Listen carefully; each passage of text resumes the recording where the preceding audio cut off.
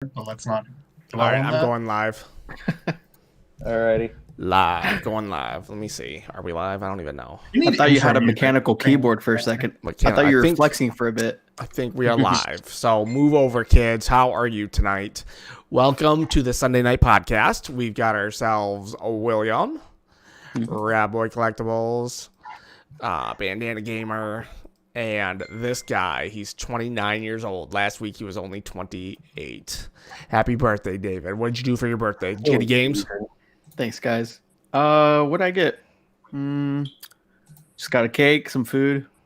You know, I'll say you got a big cake, dude. A cake the size of. Yeah, that was a really big cake. that's a tame cake compared to like the cakes that my family has had over the years. You usually that have, was like, like a wedding half cakes? sheet. We usually do like full sheets, you know. So But no. this was a half sheet. So any presents though? That reminds me of like Andy's like birthday party scene in Toy Story. That was like very iconic. Everybody's like walking up with presents. You know? I think those days are long gone. But Yeah, Here's where we when- find out that David's family doesn't like him. after you get Get out of my older, face. after you get older, once you, I don't know, past 18 at least, your birthday suck. I actually 21 really, was great. Yeah, I guess Yeah. 21. I'm probably the one that likes my birthday the least. I Uh-huh. really don't like celebrating my birthday. I don't like being showered with presents or attention on me. That it just makes me feel really weird, especially when people sing "Happy Birthday" to me. I don't know what to do with my hands. I feel Start punching really people. weird about presents, especially Christmas time. It's like I never know what to buy people, and then I feel horrible when I'm getting presents. It's just to the point where I just don't want to deal with presents anymore. I love gift giving, but it's the receiving. It's like the time and effort people put towards me. It's weird, you know. Oh, you know what they say? It's better to give than to receive, especially if it's a punch in the face. Yeah. Yeah, It's very true. Ronald's birthday today, it sounds like. His 35th birthday, so happy birthday, Nice. Ronald. Happy birthday. And are you Nice. getting anything or just the cake and dinner?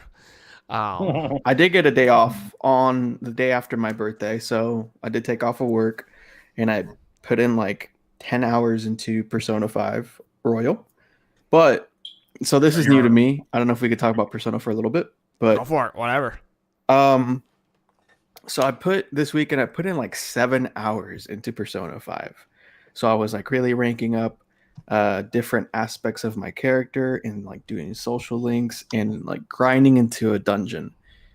And I don't know how to perceive this, but there is a timeline when you must do a certain thing, and there's a countdown, right? Well, I don't know. I think this is new to Persona, the Persona series, but on day number the penultimate day, right?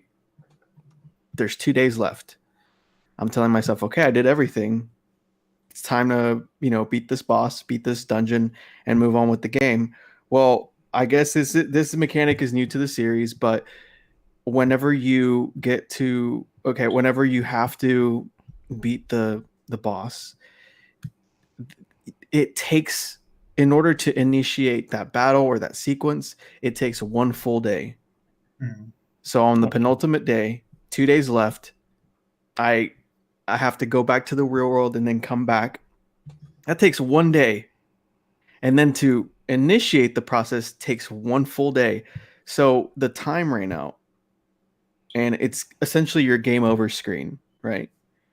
And since that happened, I had to I got my game over screen and it set me back a week, calendar wise. So a week for me in real time translates to probably those 7 hours I put in. See, that's the type of clock mechanic I don't like in games. When you have a set time in the game that you actually have to beat something. Yeah,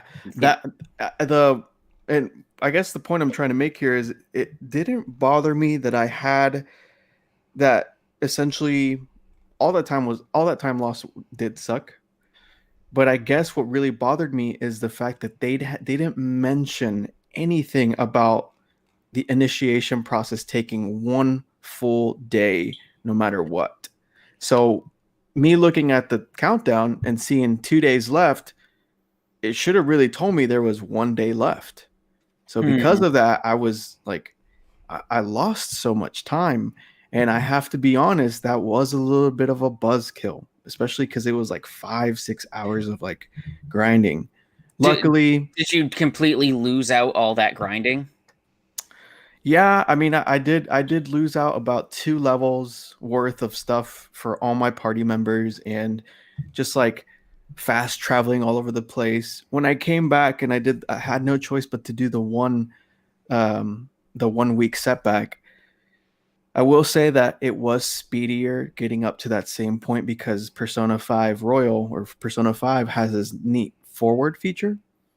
So like really lengthy dialogue scenes, you can hit it and it speeds up everything. And also I knew what to do. I knew what social links to hit at what times. What I kind of like pretty much consolidated things. So if anything, I actually came back 1 week later to that same point at a higher level and actually a little bit faster as well. So it's definitely like Atlas is saying, lesson learned, right?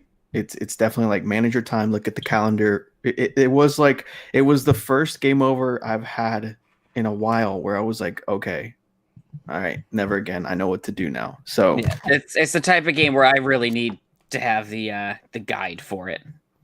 Yeah, I mean, I've been Googling things little like here and there, like where's this last chest I can't find? I don't want to spend like 30 minutes looking for it. I just want to get to it because I don't know. I think time is. That's an interesting question that you guys raised. Then you guys you guys use the guide, and for a game like that. Oh, yeah. Well, how do you know it's a game like that until you've come across? I mean, like, do you? I know. Do you go and not buy the guide until you come across the game like this, and then you go and buy it, or do you just know ahead of time, like, I'm gonna need the guide and buy the game? I look up what type of game it is and determine, okay, that's the type of game where I'm probably gonna need a guide for it. And many times people have already written guides for the Japanese version. So it's just a matter of the person's already translated stuff and they're already like maybe 2 or 3 chapters into a game or 2 or 3 dungeons into a game. And you're just like, okay, well, I can get so far into the game and they'll likely have more of the guide up by the time I get to that point. All right. So, first off, hello, Veronica Castillo, the mom of the podcast. Welcome. Hi, Mom. And then Nick Clanton. Congratulations on raising an amazing son. 29 years. Thanks, 29 man. years of excellence right there. That is so nice of you to say, man. Thank you. Although once Friday hit, it was downhill. So she just got 29 years. Downhill after 30. But okay, so and then you, David, you'll go and look up stuff online. Yeah. Let me ask. What What about a game like Breath of the Wild? That's probably a game that most people that are on this channel have played. In your first playthrough, is that a game that you get the guide for or you look up things for? That's one you don't have to worry so much about, oh, well, you got 3 hours into the game and reached this certain point. Therefore, this one particular spot on a completely opposite side of the map that had a timer, you have to get that within the first hour of the game or you can't get it at all. No, there's nothing like that in the game. So that I'm not worried about. Unless I'm really trying to find a certain thing in the game. Somebody's like, oh, yeah, this certain item's over here. Okay, well, where is it? I've been looking for it. I'll probably look at a guide and, oh, okay, it's in this spot. I agree there. Like, when I played Breath of the Wild, the only reason I was biting my tongue, too, because I didn't want to do it, to find the last 15 shrines. I could not find them to save my life. Yeah, and I mean, the one game that really ticked me off with stuff like that is Final Fantasy X-2. If you're using it, like, you have to get everything in each section up to a certain point where you can then unlock the mascot spheres, and that's kind of like the mime job in the Final Fantasy games. And I have the guide for it, and I'm going through the guide, and I'm going page by page, and I get to this point in the game, and I flip the page, and the page says, oh, by the way, I'm paraphrasing here. Oh, by the way, 2 pages ago, you should have done this. You now can't do it anymore. You need that for the stuff that you need towards the end of the game. Okay, replay it. Forget that part. Oh, by the way, I still have not finished that game. Yeah, don't blame me Yeah, there. I know that buzzkill, Will, and that was me yesterday because I Yeah. was like, wow, it's not even really the time is lost. I just felt kind of, I don't even know if it's fair to say, but I felt kind of snubbed out or cheated because of that one small little mechanic. Like if Morgana, the avatar of the game, just said, "Hey, keep in mind the calling card takes 1 day." Like if he would have told me that, like several days before, and not whenever I initiated the process, then that would have been a little bit easier to swallow, or not, I wouldn't even have to swallow it because then I would have just taken that into consideration. But it's fine because now it's like hindsight's 2020, and that's not going to happen. I'm just curious as to how they're gonna throw these curveballs in my face whenever it gets a lot harder and time is really of the essence. But I mean, imagine if it's a 100+ hour game. You get to the end of the game, and it's like, oh, when you created your character, and they asked you this yes or no question, you answered no to that. Therefore, you're locked out of the true ending of the game. right, something like that. Yeah, that's Yeah, Well, I something mean, like that. if there's multiple endings, is there ever really a true ending? But then you didn't know there were multiple endings, But you still get an ending. and there's a true and there's a yeah, but theoretically, that game over he got is an ending. yeah. I mean, What about you, and yeah, Bandana? Do you use guides at all? I have a collection of guides. But do you use them? Do I use them? It depends. Like I have used on Dragon Quest, just especially. I mean, I would say traditional Japanese RPGs in this day and age, like Dragon Quest and Persona. Mhm. I mean, those are 100+ hour games. yeah. To look at Breath of the Wild, I did have a guide for Breath of the Wild. I didn't really use it because that game was just like, oh, that looks pretty. I'll go over there. But it was nice to have that guide just to kind of flip and look at the world in a different way. Did you use and- it in order to play through your game, though? No, Do you use But them to play through your game? I have used guides, and I especially on JRPGs. I think that's fine. Current games or like old school Nintendo games? Because old school Nintendo games, they would just throw you out there, and you just have to like, I don't know, somehow figure out that under that bush you could burn it, and there was a palace underneath it. Well, what about the stuff that was hidden away in Mario 3?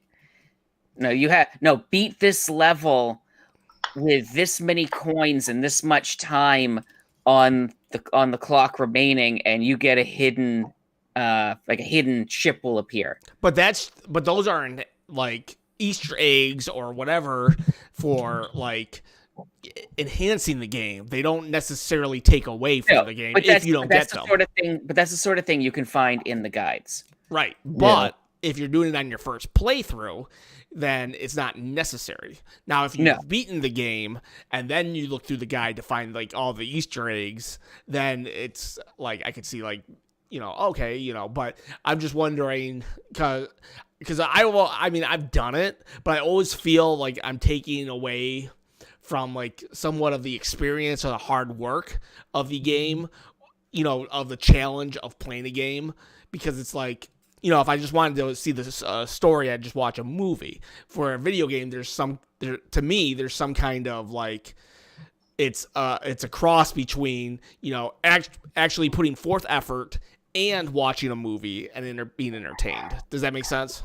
Yeah. I can answer that in both aspects because for Metal Gear Solid 2, I mean, I played the first one and I truly played the third one, but in order to hype myself up for either MGS5 or MGS4, I don't know why, but I was like, MGS2, I just kind of want to run through it real quick. And so I looked up a guide online, and it literally mapped out everything to like just kind of like run through things, shoot this, put this guy to sleep, do this. Okay, now you're in the writing sequence, and here's some cutscenes, and I'm kind of okay with doing that because it was the aesthetically it was very plain compared to like MGS1 with like the Shadow Moses palette, or like MGS3 with like being in the jungle. That's actually my favorite Metal Gear Solid.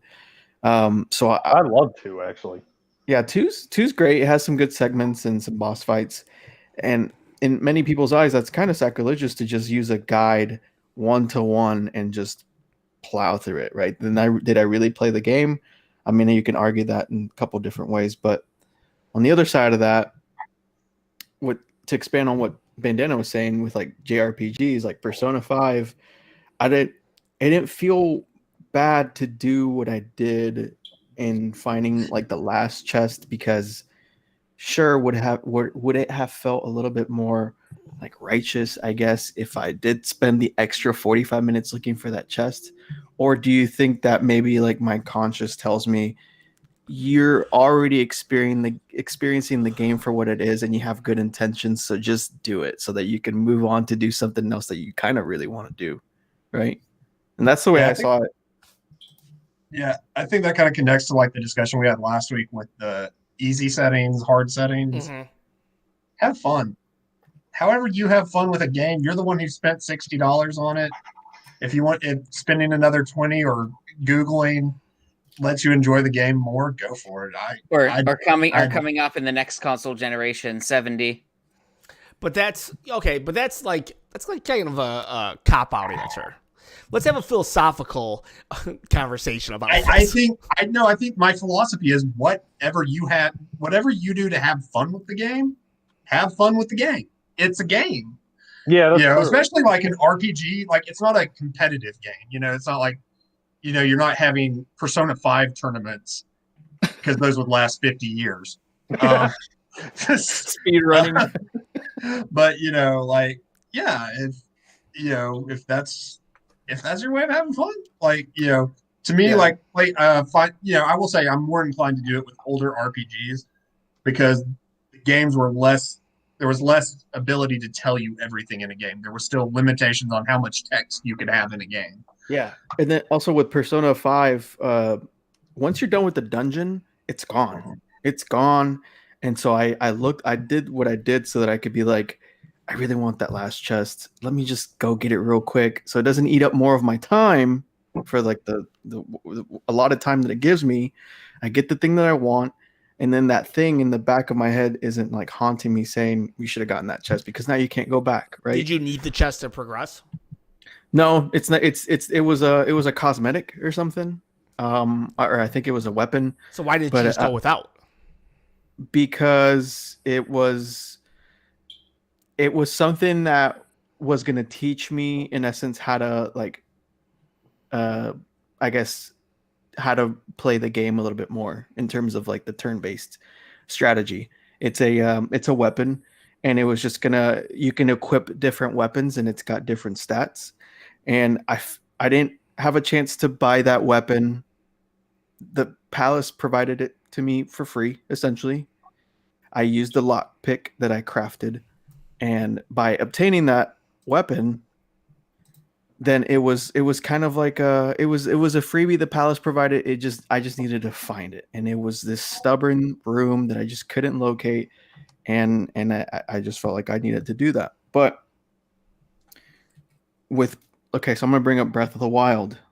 Breath of the Wild actually gave me that old school sitting at the cafeteria with your friends and talking about what you're supposed to do in like whatever game was big back in the 90s or whatever. It gave me that feeling, because when I went to work the next day, my friends who were playing it were like, oh, you just got to do that one thing. So essentially it was that little network of friends that I had at work that were also playing Breath of the Wild. It seems like everybody's playing Breath of the Wild, of course. It served as a guide, right? Like an actual guide that you flip through, or online or Google or GameFAQs or whatever. But in like the communal forum that you would have at school or whatever, and it didn't feel like I was aided too much. It was just like shared experiences. So like Devin said, the shrines, I made it upon myself to not look up how to find not one shrine or how to beat it. See, I wanted to do the same thing until I was looking for the last 15 of them for 4 days straight, and I finally had it. Yeah, like the two shrines that are like in between that cliff, those two mountains. God, those were something that made me want to Yeah, cry. the mountain climbing ones that are like facing each other. Like you get the pants here, but you get the bandana here, and I think towards the bottom were like the boots or something.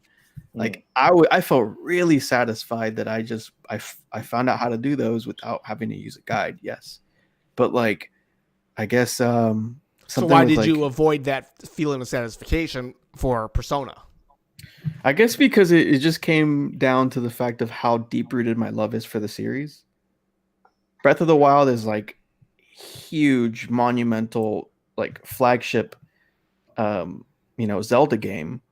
And I, for whatever reason, I was like, I'm gonna really like put so much effort into this, But for Persona 5, it's like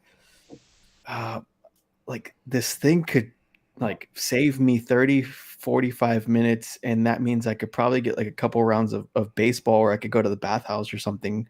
And it was more about time management. Yeah. So I would also put out, like, I don't think Breath of the Wild is as punishing for error as like Persona 5 or another JRPG. Like, Breath of the Wild is not very linear in any way. I mean, you can do things in any order and go back to things. And I don't think I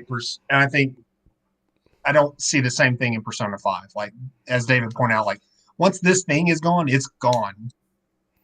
yeah. I was it was like Ocarina of Time had come out, and I don't think did I beat Ocarina of Time on my first run? I'm not sure if I beat Ocarina of Time my first time through, but I remember that I picked it up again when I was in my mid-20s or something, and there's a spoiler alert on how to get the fire arrows in this conversation. So if anybody doesn't want to know how to get the fire arrows in Ocarina of Time, let me know. I'll stop the story, or you're gonna have to stop watching. But anyways, I came to a point in Ocarina of Time, and I could not. I think it was the 8th dungeon, or the last one, and I could not get the there was like spider webs up top, and I had to burn the spider webs, and I knew for a fact that there were fire arrows in the game, and I was like, I bet you have to shoot those with fire arrows, but I didn't have the fire arrows, and I never knew how to get the fire arrows. I couldn't figure it out. I was like, what did I miss? And I went through everything, and finally my friend was just happened to be there one day, and he's like, oh, why didn't you just do this?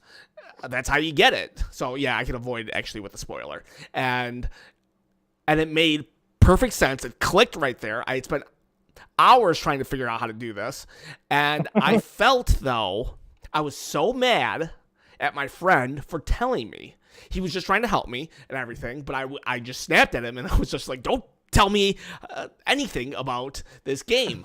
And he's like, I was just trying to help. He's like, and well, anyways, I just yelled at him to no end, and I could never take that information back. And to this day, I feel as if because I mean, I couldn't not use that information anymore because it was the only way to get the arrows. So I'll never know if I would have figured it out on my own or not. And to this day, I feel like a twinge of like that I did not beat Ocarina of Time on my own. You don't? Does that make sense? Yeah, it does. It does. I know exactly what you're saying, and I think it just comes down to, well, maybe the main factor is how attached or how much that series means to you. Like, I don't know. I mean, like Tommy, Smash you should see my bed on other podcasts. This is made. What were you saying? So back when Melee came out, I didn't. The internet was not obviously what it was today, and again, a cafeteria type setting, in school, and my friend's like, yeah, you can get Mewtwo, and you can get Mr. Game & Watch, and I was like, well, who the heck is Mr. Game & Watch, right? I thought he was making things up, and he says you have to leave your GameCube on for 24 hours to get Mewtwo, and you have to play 2400 something like that, and you know, I'm a kid. I think at that time I still believed in Santa Claus. Sorry guys, spoiler alert. Yeah, thanks. Or Green Time all over again. So I was like, I don't understand why you still believe in a real person. Like, of course you do. Oh my god. Go on. I mean, I believe Rat Boy is right there. So, or is he? It's a plot twist. He is Santa. What's the twist? So I I was naive and I was like, and I think it was coming off of the tales of whenever I found that April Fool's prank in the magazine about how you can get Sonic and Tails, and so I was kind of like skeptical, but I just went for it. I was like, I have to leave my GameCube on for 24 hours, like it just has to happen, and or whatever time it was, and it worked. And I think I only needed Mr. Game & Watch after that, but now we live in the day and age where we essentially knew every character that was going to be in Smash Brothers Brawl, and all the cutscenes were leaked like a week or two before then. And you guys know I love that series, but if someone was like, "Oh, the way you get Isabelle is if you just have a save file of Animal Crossing New Leaf or whatever," and I don't think that would bother me like it would Ken, and I can relate to that.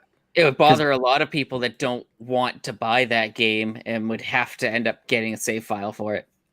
Yeah, but but if it was something hyped like, like Resident Evil 5, and they spoiled that X character was going to be in it, I think I would have been kind of like, whoa, I really didn't need to know that. X is in Resident Evil 5.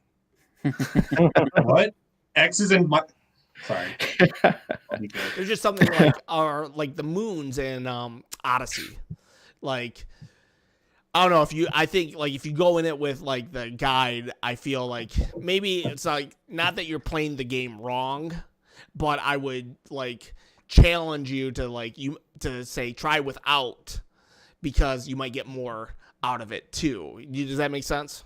Yeah, I mean the same group of friends that I told you about Breath of the Wild, they also told me about, I think it was the Boublain world, or the one where he's in the beach, and there's this moon that's like high up somewhere, and you have to do this like spin jump backward whatever thing, and he told me you had to do that, which didn't upset me. It was just like, oh duh, of course. But whether he told me or not didn't compare to the actual challenge of doing that move on its own. Like that move combination, you have to like jump between both and then do the backflip to where you ground pound and you jump and it like shoots you, something like that. And when that finally happened, I was like, wow, that is so satisfying. And like whether he told me or not, like I just completing those crazy like parkour things you have to do in that game are insane. Like that's probably the hardest Mario game I've played, to be honest. But yeah, well, there was still a challenge there, like with stupid fire arrows. All I had to do was shoot an arrow at some point. There was no challenge to it other than I had to figure out a riddle. Right. But I was so mad. I'm still mad to this day, my friend.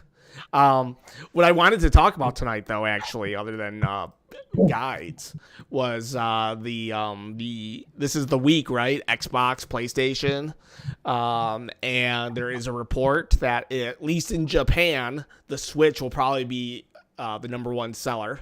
Rabboy, I see what you have a controller, don't you? Yeah, I managed to find one of the PS5 controllers. Kind of weird that they're selling the accessories early. I mean, not like groundbreaking weird, but I don't know. I don't.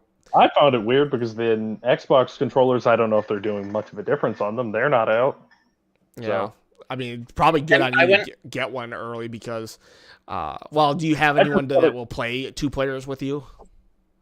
Well, yeah, I'm assuming I would at some point. I always, whenever a console comes out, I always strive to get a second controller because you never know. That's all how I've always been. I went looking and I didn't see a store that had them out yet in my area. So. I've seen the headset, the camera, there's a remote. I've seen this now, and that was it. I'm tempted to get the headset because the headset I have now is I can only get sound out of one ear. Oh, that sucks. The way it's designed, like you plug in a piece into the another piece, and it has to be tight in there in order to get both sides, and it's never tight enough. It's annoying. It's the Turtle Beach P12. I don't like those because of that. No. There's too many hookups and nonsense that you have to go Yeah, through. I just want to get a new headset. Well, I mean, now's the time because, I guess the PlayStation stuff, it seems like everybody's raving about it. The only thing that people are really kind of like smack talking on the PlayStation is the size and look of the actual PlayStation. What were you saying? The look I love about it, but I don't know. This controller feels amazing compared to the PS4 controller. I don't know. It just feels really good. Everything about it. Here, this part on your controller, this part right here. Yes. Okay. Hold up your controller and point to it so I know that you're like, what. Okay, that part. Is there anything, does it do anything, or is it just there? It's the same touchpad. It has a touchpad that does just like the PS4. And the only I don't know much about the PS4 even. I don't have a PS4, so talk to me like. I get one of the PS4 controllers. Okay, It's a touchpad. It's a touchpad. Yes, when it brings up a keyboard on the screen, you can use it to type and select. And what else can you do with it, David? You use it's just like interactive things for like maybe like a quick time event, or like if there's a cutscene and it wants you to like I don't know, light a candle or something, and you just run your finger across it. Like I've been playing this game called The Forest, and you use that button to open up like your crafting menu and stuff like that. No, It there's also also clicked. It different clicked, just FYI. Yeah, two different is sides. There's different, but you can have two different buttons there. Yeah, it's The a very way they designed it. What's interesting about it is they nixed that light bar that's on the top part of it. So now the lights are in the next to the side, Yeah, and I think it just looks kind of cool. There's a light right here.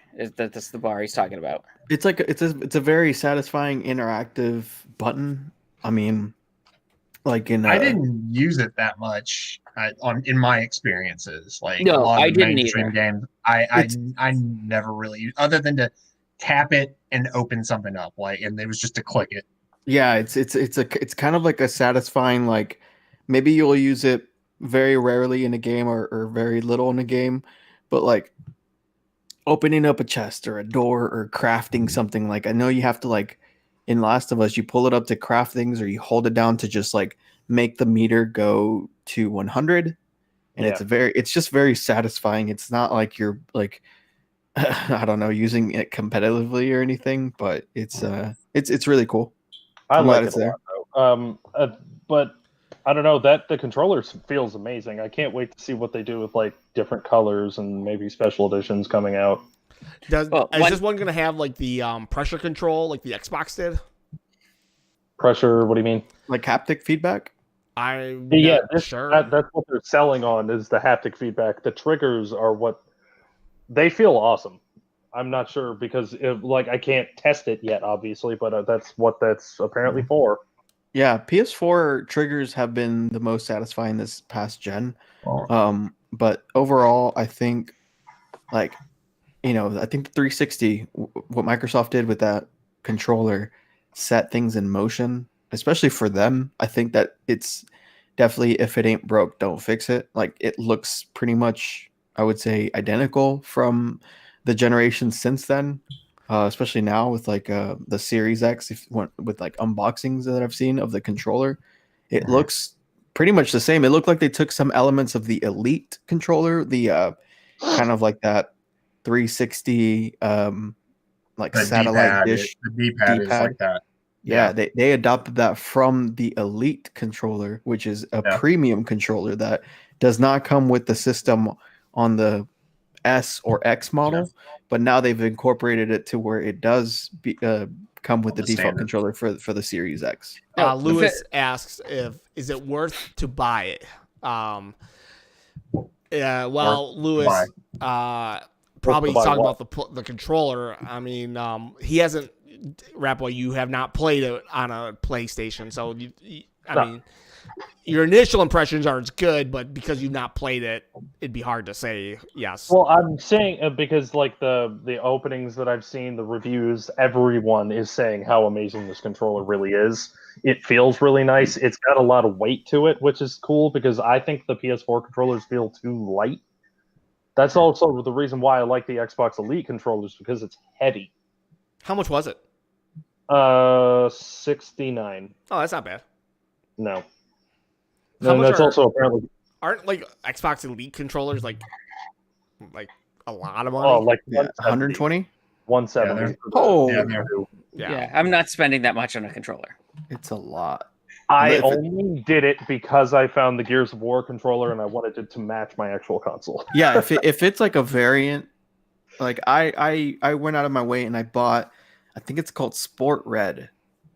Yeah, Sport Red for my Xbox One X, just so it could match with like Resident Evil 2 that I was playing because of blood, right? Blood's red.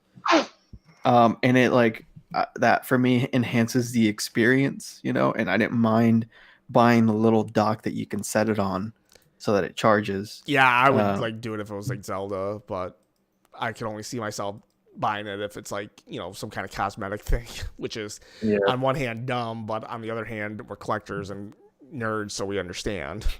Yeah. But either way, I still think the PS5, it looks cool. I like the aesthetic of it. I just seeing the overall size of it, I don't know how it's going to fit, but I don't know. I mean, it pretty much just has to sit on the floor by the TV for most people, probably, because it's just pretty big. I mean, it's humorous seeing people do comparisons with it. Was there any word on the Series X being able to use a external hard drive for the system? Yes, and it's kind of complicated.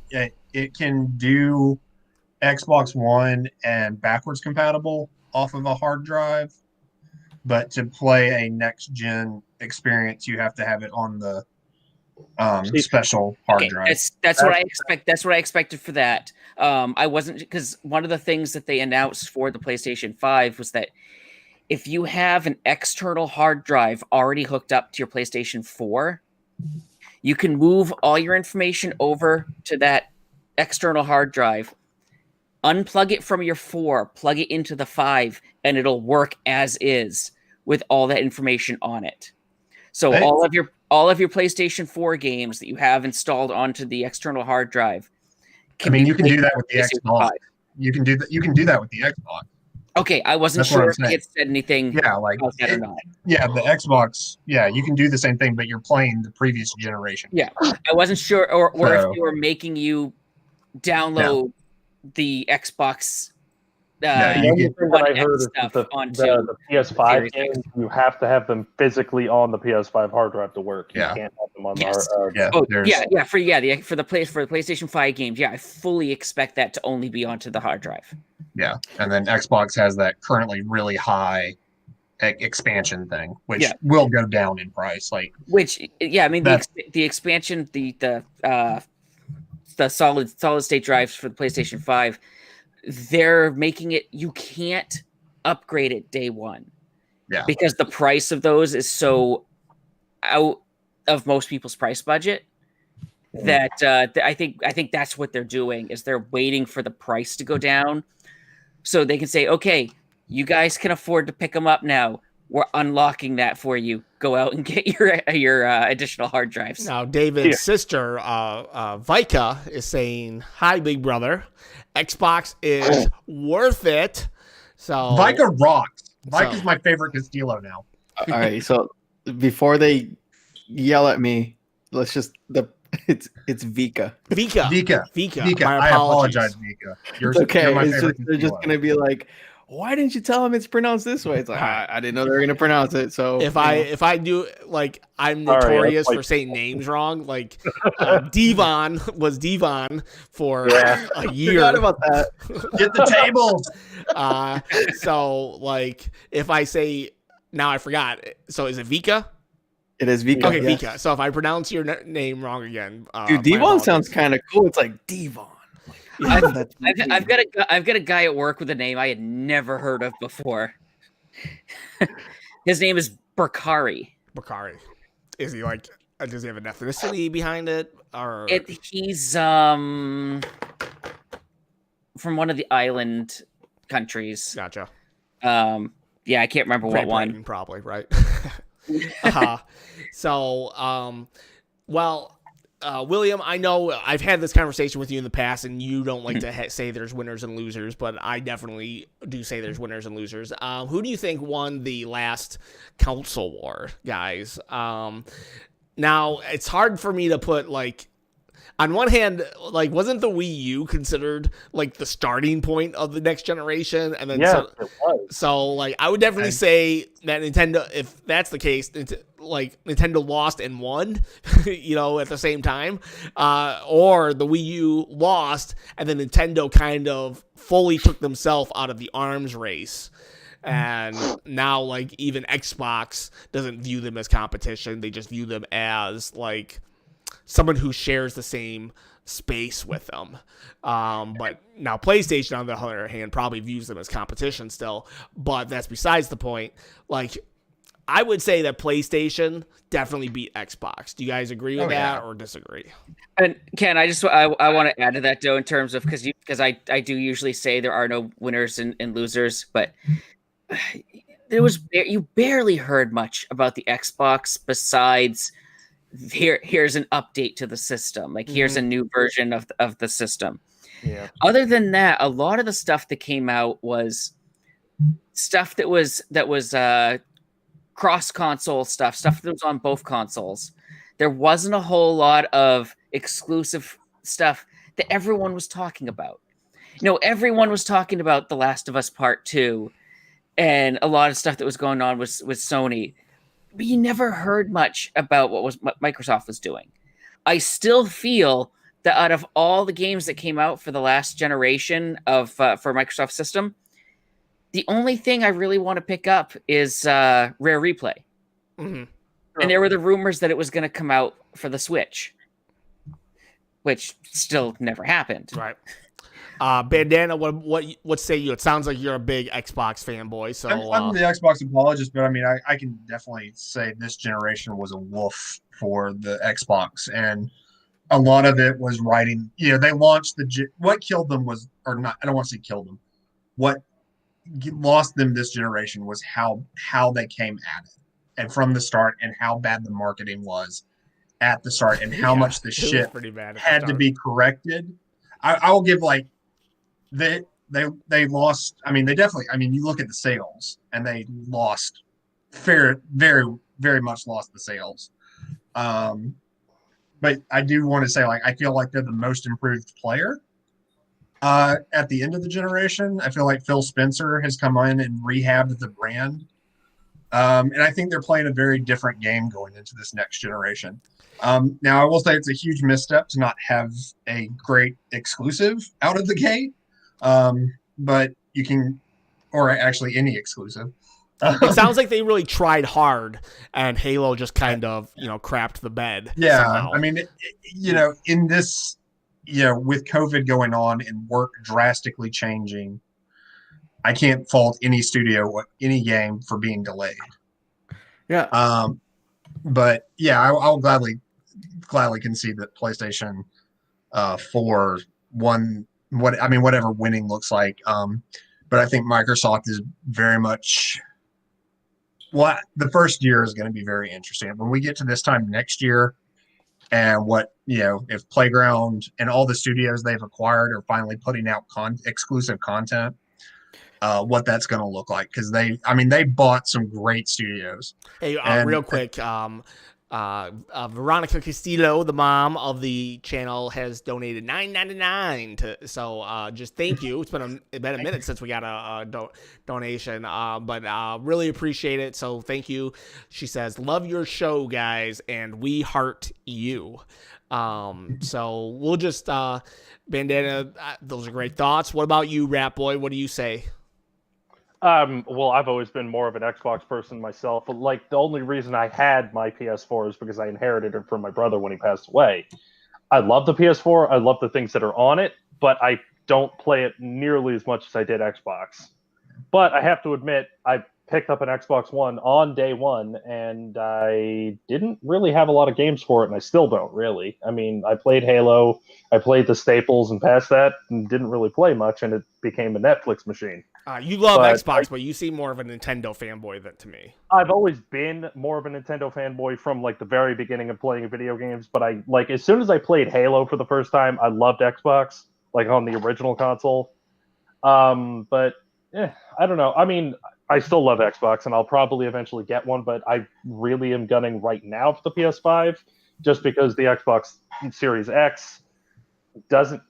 It's like it's almost repeating itself in a way. I know, kind of like what John was just saying. You can't really fault anybody thanks to the COVID and all that jazz, but it seems like it's almost kind of repeating itself. They have no exclusives. Everything that works on the Series X is going to the Xbox One as well. So, yeah, I am surprised with how many studios they bought. I thought they were going to come out of the gate swinging. I get it. Bethesda can't really, because they just bought Bethesda, so you can't really expect Skyrim on right now, but maybe in 3 years. So And they got Rare, and look what they did with Rare. They didn't really produce a lot of stuff. But and I this also, like Xbox got kind of shafted with no exclusives, but PS5 still got Demon Souls coming out. Mm-hmm. And a few other things, I'm pretty sure. That's the one thing I have pre-ordered for a game is Demon Souls is going to be the first thing I grab. Yeah, I've heard nothing. I've heard no bad things about like the hype really is like showing up alongside with the game. Isn't Demon Souls just a remake though? It is. It is the core what's the word I'm looking for? The core code in the game is still the original code, but they built over it, and there's like everything else is completely new. But in terms of the feel and like when you play a game and then they go and they redo it and there's a different feeling to it. I almost kind of feel like Mario All-Stars. You play the original game and then you play the All-Stars version, and there's the feeling of how everything moves is different. And you're like, this really isn't the same game, and this isn't the same gameplay that I love. With the Demon Souls one, it's like the way everything is in it, it still feels at its core the same game, but the graphics are better. The amount of animation, there's more of it, but they didn't go and enhance a lot of the core. Now I know Demon Souls is, I mean, the meme of the internet is Dark Souls is the hard game, but Demon Souls is actually the first. Dark Souls is the spiritual successor. Now you guys talk. It's like when they did when they did Soul Edge, and then it was called Soul Blade on the PlayStation 1. Then the sequel was called Soul Calibur. And then every other game after that has been Soul Calibur 2, Soul Calibur 3, Soul Calibur 4. Now, is this game like, I know it's so, but my point is it's going to be a hard game, like punishing hard. But is it punishing hard in, going back to what we were talking about earlier, that you're going to need a guide from the start, or is it punishing hard that these enemies are just hard? No, when I first played Demon Souls, I didn't get very far into it. I absolutely couldn't stand it. And the next time I picked up a Souls game was Dark Souls 3. I love Dark Souls 3, and I played the crap out of it. For me, and because it's always the same, and I didn't really... Well, you can probably correct me on this, William, or anybody that's played it. The game is always the same. So if you go through it and you say that enemy's on that stairwell, and then there's going to be something that jumps off that wall, every time you go back to the bonfire, it resets everything. So you have to learn the patterns on where everything is to be able to get through it. Yeah. So that's my problem, is like you have to like go and peck away, get some souls, upgrade yourself, go and get a little bit more, and then upgrade yourself again, and keep going at it until you finally understand it. And then but you also get the enemies that like once you know how they work, like what they do, and how to avoid certain attacks from them. Yeah. Like, there's another way, like Dark Souls 1, there's the boss on this giant long bridge. And my friend was like, oh, yeah, you can just jump off the top of the bridge and just keep hitting it and pretty much annihilate it without even trying. And I was, Jesus Christ, like I could not figure it out to save my life. That's what I would do, yeah. So, but there is, like, I could see a guide working for something like that, because if you don't know how to handle Demon Souls or Dark Souls, you're never going to get it. Yeah. David, I never gonna let you have a. Who do you think won the last console war? You think? It was Okay, so PlayStation? I was gonna comment on Demon Souls and then go back to that, but whatever you want me to do first. Your day, man. Okay. Happy birthday. This is my present to you. Thanks, man. And by the way, it lasts for a month, so might as well just start with this one.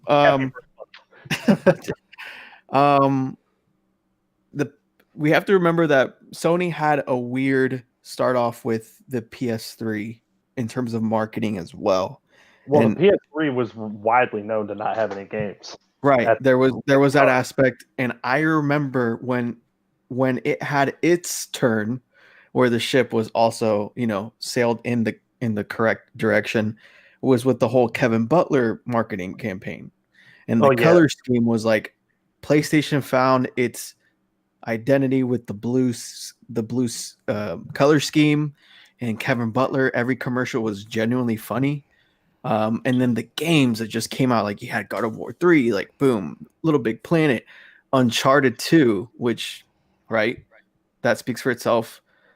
Similar to Xbox, they came out this last gen kind of half measure. And like, I think I played Dead Rising 2, and that was the only thing, or Dead Rising 3, whatever it was, forever until they finally released more things. And they found their identity, I think, especially with like Phil Spencer's, aid and what he's done in the games community. And I really like that guy. I liked him more than I did like Jack Trenton. Oh, real quick, Lewis actually threw $2, $1.99, and says, "Hey you." I'll assume that he's hey youing all of us. If not, you can point out specifically who you hey you'd. But Lewis, hey, go on. Thanks, man. So yeah, it's like these guys are they're figuring it out too, and I think that they both have found their sense and their place in the community, and I think both of these guys are coming out guns blazing, with like Xbox's studios like Power Moves, and like Sony always has like a solid library of exclusives and games. Like both, if you just look at the systems, like Sony's PS5 is like a very attractive, like whoa, what's that in the corner type vibe, whereas like the Xbox Series X, it's a statement, it's bold, it's like that is a powerhouse right there, and I think that each of those things respectively satiate certain things, right? So I think that it's going to be pretty intense. But what's funny about this is that we talk about left and right, but Nintendo is just going to find a way to just blow these guys out of the water, man. I don't know how they do it. What do you mean pull these guys out of the water?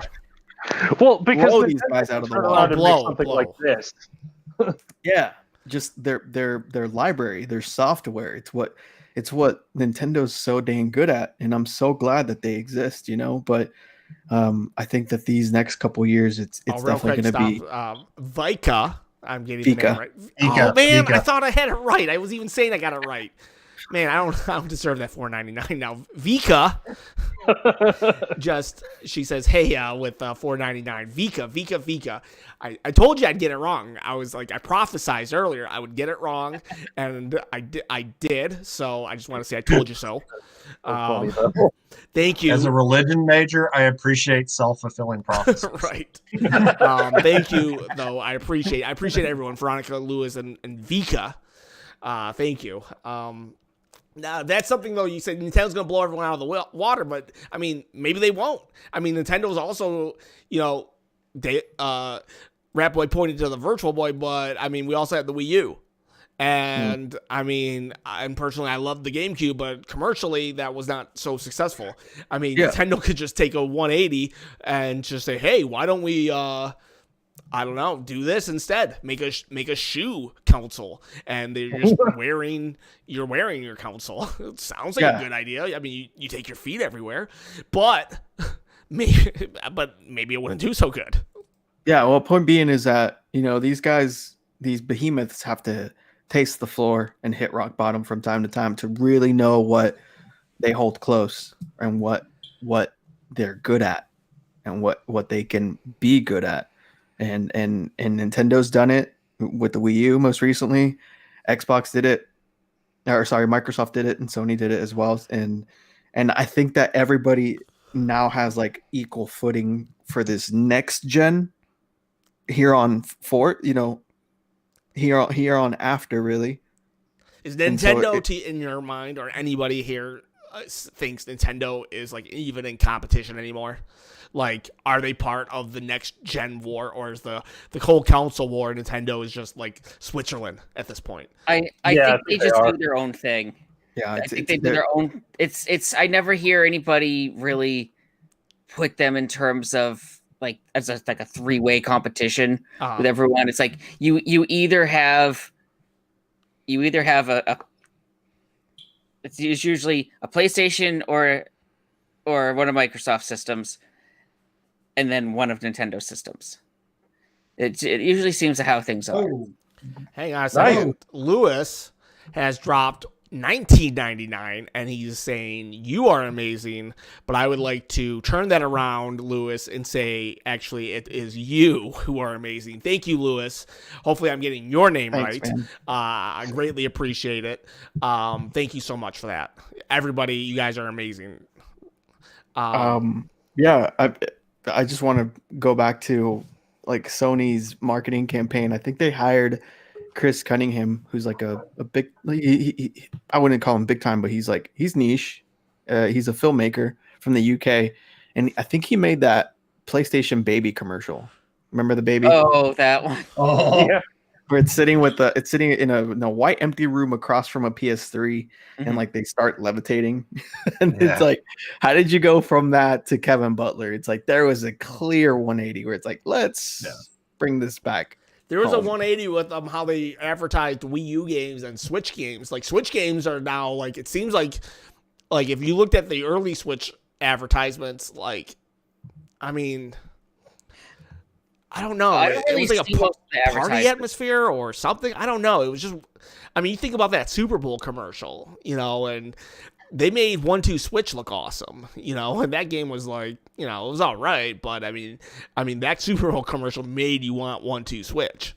Well, think of the opening. There was those commercials for the 3DS also with the family, the family getting together for the holidays, and you get the kids playing different games, and different people in the family are like watching them play the games and trying to give them advice on what to do.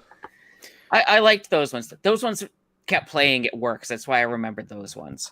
Yeah, I mean, if you look at the opening like introduction video that came out in 2016 in October when the Switch was revealed, and they had like that really fun catchy song, and it was going through like different people, like play it at the basketball court, play it at the rooftop party, play it on your own with Breath of the Wild, like dock it. And I think that was a cool introduction to. I remember everyone made fun of Karen for bringing her Switch to that rooftop party, but at the end of the day, now we're all laughing at those who laughed at Karen because I liked Karen. Karen was cool. I think she became a personality after that because people just like memified her, right? They memified her. Yeah, but then 2020 made Karen a bad word. Yeah. So, Calfman, I'm not sure. Calfman wants to know when we're playing Smash again, so I'll leave that up to David. David's the guy that just lost 7 hours in Persona.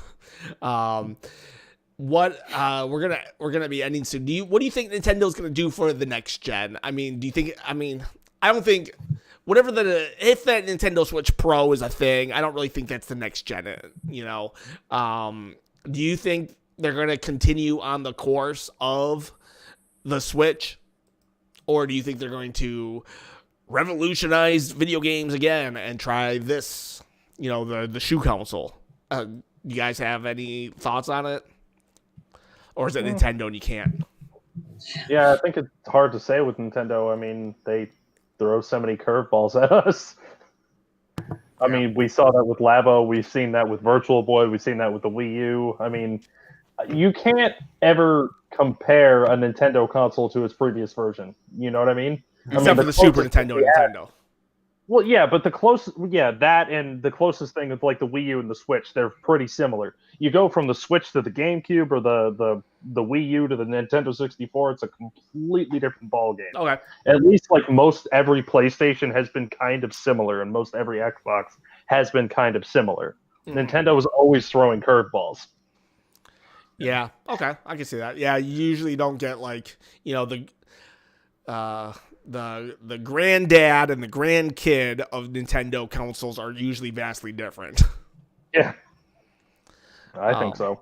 Because Ronald says, who's looking forward to the Super Nintendo Switch Pro next year?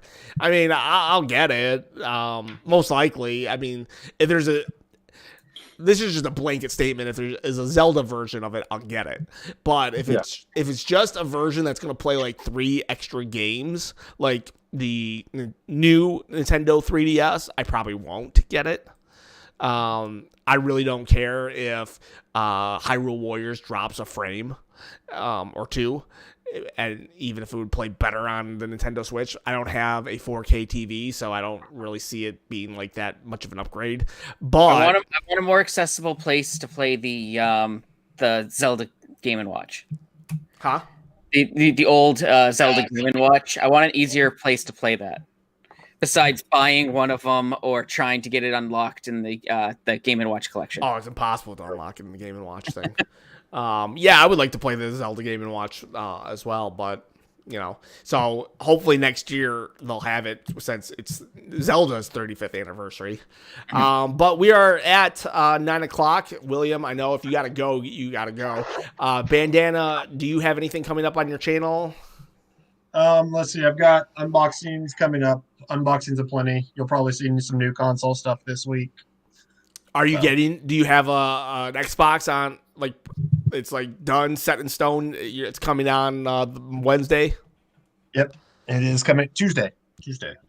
Oh, wow. Yeah. And I now have the PlayStation 5 on Thursday. All right. And I'll hopefully be able to snag one that day too. And what's the first game that goes into the PlayStation 5, William? Demon Souls? If it arrives in time, but I'm also hooking up my external for the PlayStation 4 so I can finish off some games there too. Yeah, for me, it's either going to be Demon Souls or I'm going to play the Avengers game. I kind of fell off. I heard. Oh yeah, I got the Avengers game is making news lately. I guess Sony lost like $50 million on it. I heard it is a stinker, but I can't really say I'm not endorsing it or not endorsing it. I just what it's going around on the internet right now. And it is not taken off like they hoped it would. Yeah, which sucks because after Batman Arkham Asylum, it seemed like comic book video games kind of like really like Spider-Man set. Well, yeah, I mean, I'm saying that Batman Arkham like set a bar, and comic books have been meeting it, like Spider-Man and stuff. But and even Marvel Ultimate Alliance, while not to the same kind of pedigree as those two games, it was still a good, fun game. Give us a bigger Ninja Turtles game and base it on the comics. That'd be cool. And we'll see Suicide Squad. That's, I guess, the next Rocksteady game, and that game in the Arkham universe. In the Arkham universe, yeah. And then I guess Batman's dead in another universe, in another game. Yeah. So, what about you, Rap Boy? Anything coming up on your channel? Not at the moment. Well, I'm going to do a comparison video between these, the PS4 and the PS5 controller, and hopefully a possible unboxing or playthrough on something on the PS5. Are you getting up early? Oh, wait, you can't get up early in the morning. Isn't PlayStation only? They are not releasing in the stores. I'm going to do online, hopefully. I was trying to arrange a possible trade with a bunch of like Switch games that I have, so I'm hoping either that works or I'm going to try to snag it online. And what day is the PlayStation? Is it Thursday or Wednesday? Oh. Thursday. Which one? It's Thursday. You better be on you better have that day off, dude, because it's gonna be sold out and then back online, sold out all day long that day.